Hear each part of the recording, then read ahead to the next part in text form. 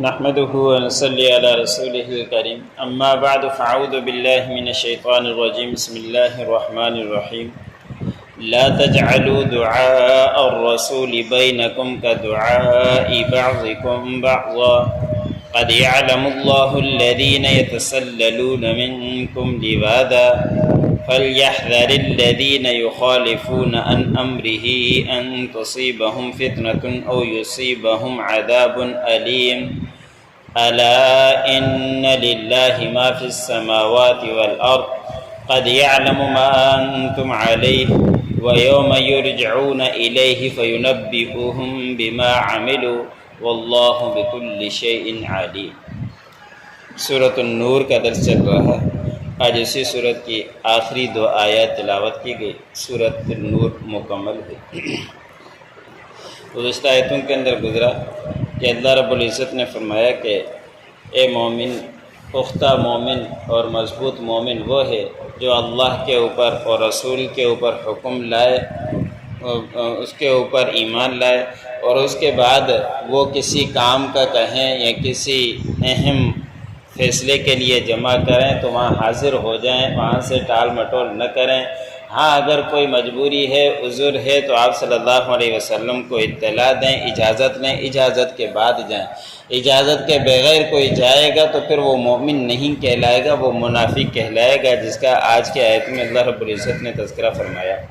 اور اگر کوئی اجازت لے اور آپ اس کو اجازت دے دیں اور ان کا کوئی ایسا ضروری کام بھی نہ ہو اور وہ مومن بھی ہے تو پھر آپ ان کے لیے اللہ سے استغفار کریں کہ ہو سکتا ہے کہ ان سے غلطی ہو گئی ہو، جس کام کے لیے جانا چاہ رہے ہیں اس میں نہیں جانا چاہیے تھا، چلے گئے، لیکن اللہ رب العزت سے آپ ان کے لیے استغفار پڑھتے رہیے۔ ہم اکثر استغفار کا لفظ سنتے ہیں تو ہم سمجھتے ہیں کہ بس استغفار ہی پڑھنا چاہیے، کہا استغفار جاتا ہے لیکن پڑھنا استغفر اللہ ربی من کل ذنب فاتوب الیہ پورا پڑھ لے یا صرف اتنا ہی کہہ دے استغفر اللہ بار بار زبان سے یہی کہا جائے، یہ استغفار کہلاتا ہے۔ یہ مطلب نہیں ہوتا کہ بس استغفار کہنا چاہیے تو پھر استغفار پڑھتے رہیں، بلکہ استغفر اللہ لفظ ہے اس طرح پڑھنا چاہیے۔ اللہ رب العزت سے معافی مانگنے کا یہی طریقہ ہے۔ آج کے آیت میں اللہ رب العزت نے فرمایا کہ تم اپنے رسول کو اس طرح مت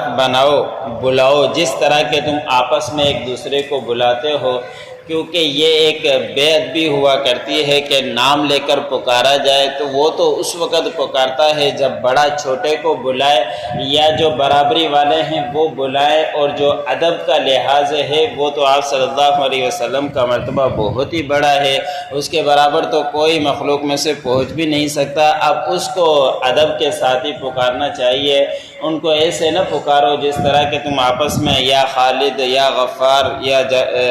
یا زاہد اس طرح پکارتے ہو، تو آپ صلی اللہ علیہ وسلم کو یا محمد کہہ کر مت پکارو، بلکہ یا رسول اللہ، یا حبیب اللہ، یا نبی اللہ ایسے پکارا کرو۔ یہ اس وقت کے صحابہ اکرام کے لیے پیغام تھا، اس لیے کہ منافقین وہ یا محمد کہہ کر پکار دیا کرتے تھے، تو اس کے اللہ رب العزت نے ممانعت بیان فرما دی کہ تم اللہ کے رسول کو اس طرح مت پکارو جس طرح کہ تم آپس میں ایک دوسرے کو پکارتے ہو، بلاتے ہو۔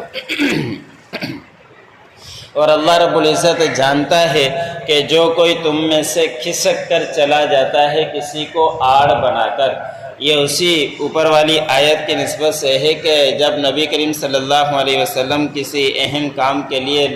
ساتھیوں کو جمع کرتے اور اس وقت سارے کے سارے وہاں بیٹھ جاتے تو ان میں سے کوئی ایک مسلمان اجازت لے کر جانا چاہتا تو اس کے پیچھے دیکھا دیکھی اسی مسلمان کو منافق آڑ بنا کر نکل جاتا، کھسک جاتا تاکہ وہ کوئی مجھے دیکھ بھی نہ سکے۔ تو اسی کے متعلق اللہ رب العزت نے فرمایا کہ سب کچھ اللہ رب العزت کے علم میں ہے کہ کون کھسک رہا ہے، کون کس کو آڑ بنا کر جا رہا ہے، اور اللہ رب العزت علم رکھتے ہیں۔ بس چاہیے کہ یہ لوگ ڈرتے رہیں اللہ رب العزت کے رسول کی مخالفت سے،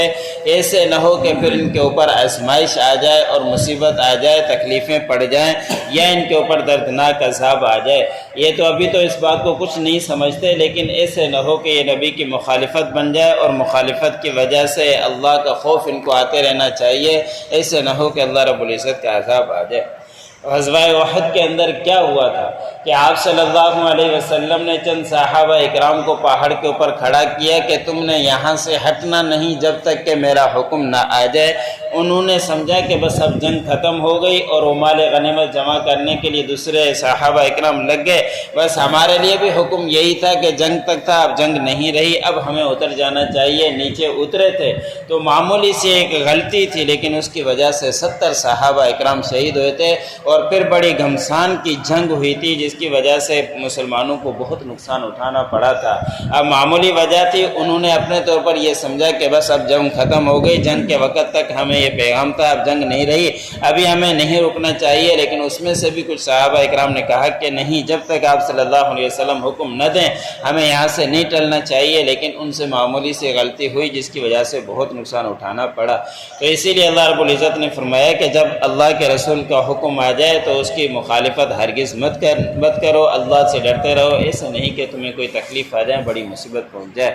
خبردار، بے شک سن لو، اللہ ہی کے لیے ہے جو کچھ آسمانوں میں ہے اور جو کچھ زمینوں میں ہے، اور اللہ رب العزت جانتے ہیں کہ تم کس حال میں ہو، سب کچھ اللہ رب العزت کے علم میں ہے۔ اللہ رب العزت سے کوئی چیز مخفی نہیں ہے، اور اس دن جس دن تم اللہ رب العزت کی طرف لوٹائے جاؤ گے، بس اس وقت اطلاع مل جائے گی، تمہیں خبر مل جائے گی جو کچھ وہ عمل کیا کرتے تھے، اور اللہ رب العزت ہر چیز کے جاننے والے اور علم رکھنے والے ہیں۔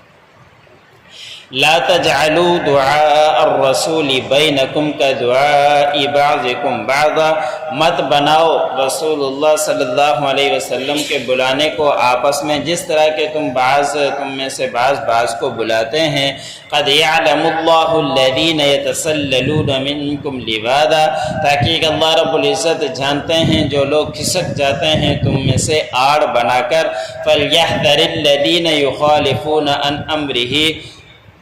پس ڈرتے رہنا چاہیے ان لوگوں کو جو مخالفت کرتے ہیں رسول کے حکم کی، ان تصیبہم فتنۃ، کہ ان کے اوپر پہنچ جائے کوئی آزمائش، اور یصیبہم عذاب علیم، یا ان کو پہنچے دردناک عذاب۔ الا ان للہ ما فی السماوات والارض، سن لو، خبردار، بے شک اللہ ہی کے لیے ہے جو کچھ آسمانوں میں ہے اور جو کچھ زمینوں میں۔ قد یعلم ما انتم علیہ، تاکہ کہ اللہ رب العزت جانتے ہیں کہ تم کس حال میں ہو۔ وَيَوْمَ يُرْجَعُونَ إِلَيْهِ، اور جس دن ان کی طرف لوٹائے جاؤ گے، فَيُنَبِّئُهُم بِمَا عَمِلُوا، پس وہ ان کو بتلائے گا جو کچھ وہ عمل کیا کرتے تھے۔ وَاللَّهُ بِكُلِّ شَيْءٍ عَلِيمٌ، اور بے شک اللہ رب العزت ہر چیز کو جاننے والے۔